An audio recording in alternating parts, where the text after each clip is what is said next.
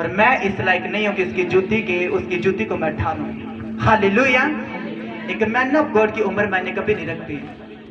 कितने मेरी बातों को समझ चुके हैं? हालेलुया। कहता है वो मुझसे पहले, लेकिन अभी आया नहीं है। हाँ, कहता तुम भविष्यद्वक्ता को भविष्यद्वक्ता जानोगे तो भविष्यद्वक्ता का बदला पाओगे। तुम उसको तुच्छ जानोगे, तुम उसको भाई जानोगे तो भाई का बदला पाओगे। तुमको पता एलिया जो था, अलीशा क्यों अपने आत्मिक पिता एलिया का दुगना भाग ले पाया? जिस तरह एलिया ने मुर्दों को जला दिया, तो उसके बाद बाइबल में लिखा अलीशा ने मुर्दों को जला। पता क्यों? उसने जब एलिया उठा लिया गया, अलीशा ने कहा हाय मेरे पिता। उसने लव को दिखाया कि मैं अपने आत्मिक पिता के लिए कितना प्यासा हूं। कितने मेरी बातों को समझ चुके हैं? जब एलिया ऊपर उठाया गया, अलीशा ने बोला हाय मेरे पिता। और आज जब आत्मिक पिता तुमको या थप्पड़ मारे या तुमको डांटे, तो क्या तुम्हारे मुंह बनते हैं? ये परमेश्वर डिसाइड करता है तुमको देख के। हालेलुया। कहता हाय मेरे पिता। जब उसने ये वर्ड को बोला अलीशा ने अपने आत्मिक पिता के लिए, आप इमेजिन करके देखो, उसी टाइम परमेश्वर का दुगना भाग, एलिया का दुगना भाग उसके अलीशा के ऊपर आ गया। पता नहीं कितनी बार परमेश्वर ने अपने वचन में कहा कि अपने अपने बच्चों को ऐसी ताड़ना दे उसके लिए छड़ी रहे। और तुम ध्यान से बाइबल पढ़ो तो उसने आत्मिक पिता को एक बाप ठहराया, रियल बाप। हालेलुया। पता नहीं कितनी बार पौलुस कहता थिमुथियुस मेरा प्रिय पुत्र है, क्योंकि वो परमेश्वर के वचन के ऊपर चलता है। कई लोग ऐसा सोचते कि पास्टर को पापा कभी नहीं बोलते, क्योंकि प्रभु यीशु मसीह ने कहा कि तुम धरती के ऊपर किसी को पिता मत कहना। कितनों ने आयत पढ़ी है बाइबल में, तुम धरती के ऊपर किसी को पिता मत कहना।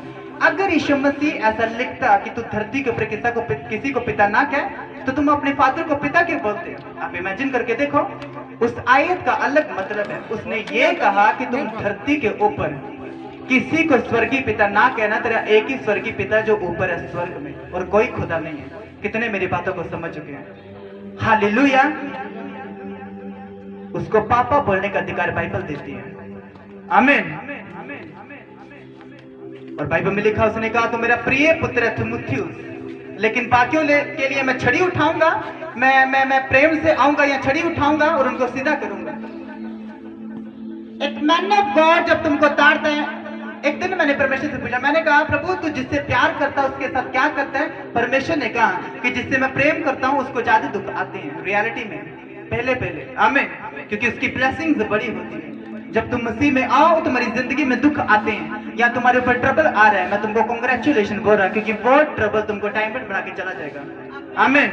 वो एक ऐसा ट्रबल है, वो एक ट्रबल नहीं है, वो एक ऐसा ट्रबल है।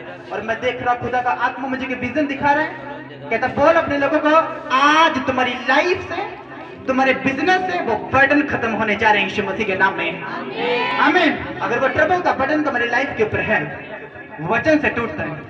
परमेश्वर धरती के ऊपर कुछ बड़ा अचंबा काम करना चाहता तुम्हारी लाइफ के ऊपर, लेकिन वो नहीं कर पाता बिकॉज तुम्हारी प्रार्थना नहीं है। धरती के ऊपर अगर प्रार्थना नहीं है, तुमको पता है शैतान जो है, शैतान तुम्हारे हंसने से नहीं डरता, तुम्हारे डांटने से वो नहीं डरता, जब तक तुम प्रार्थना करने वाले इंसान ना बनो। परमेश्वर ने धरती के ऊपर एक विक्ट्री रखी है, एक बड़ी लाइफ रखी है कि मैं अपने लोगों को बड़ा बना। लेकिन जब तक तुम प्रार्थना सीरियस वाली प्रार्थना नहीं करोगे, जब तक तुम घंटों घंटा 2.5 घंटे 3 घंटे 4 घंटे जब तक तुम कमरे में नहीं बैठोगे, प्रार्थना नहीं करोगे, तब तक वो हीलिंग तुमको छू नहीं सकती, वो डिलीवरेंस तुमको नहीं मिल सकती, और परमेश्वर तुम्हारे बिजनेस को विक्ट्री नहीं दिला सकता। आमीन। और शैतान कभी नहीं चाहता। तुमको पता है शैतान किन लोगों से जेलसी करता जाती? जो प्रेयरफुल लोग होते, जो प्रार्थना में आगे होते। जब तुम एक्चुअली में शुरू प्रार्थना करोगे 15 मिनट की, 20 मिनट की, आधे घंटे की, 1 घंटे की, तब उसी टाइम शैतान तुमको तंग करने की कोशिश करेगा कि नहीं इसको प्रार्थना नहीं करने देनी। तुम देख लेना, तुम प्रार्थना करनी शुरू करो, तुम्हारी जिंदगी में थोड़ी थोड़ी मुसीबतें आनी शुरू होंगी। लेकिन जब अगर तुम विक्ट्री को हासिल करना चाहते हो उस शुगर के ऊपर, उस बीपी के ऊपर, उस बीमारी के ऊपर, क्योंकि यही तो परमेश्वर धरती के ऊपर तुम लोगों के लिए चाहता है। वो यही तो चाहता है कि ये धरती के ऊपर जब तुम रहो, तुम स्वर्गीय बन के रहो। कितने स्वर्ग हैं? एक वो स्वर्ग है जो मरने के बाद इंसान स्वर्ग में जाता है, लेकिन दूसरा स्वर्ग कहाँ है? धरती के ऊपर। परमेश्वर तुमको धरती के ऊपर स्वर्ग देना चाहता है। पता कैसे?